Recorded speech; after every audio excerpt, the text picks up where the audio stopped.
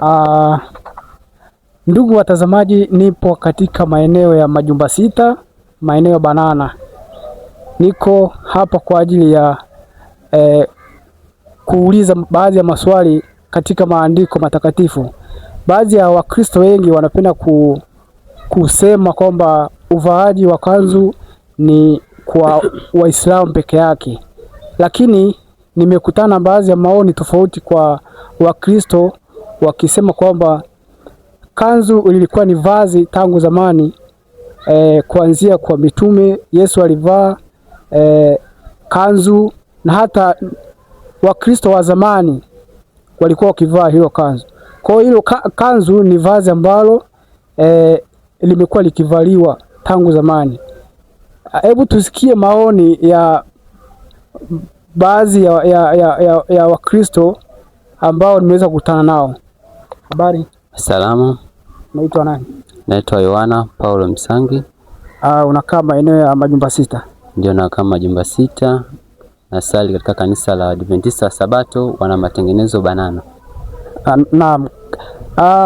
Unachukuliaje katika swala zima la uvaaji wa kanzu, ambayo Wakristo wengi wamekuwa wakisema kwamba Mkristo kuvaa kanzu ni upagani, alafu pia ni vazi ambalo ni la Waislamu peke yake?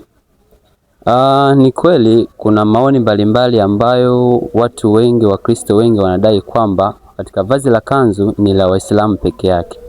Lakini kiuhalisia, tukisoma katika maandiko katika katika enzi za zamani za mitume na manabii, tunaona kwamba vazi la kanzu hata wale vijana watatu, kuna Daniel, Meshach na Abednego, walivaa.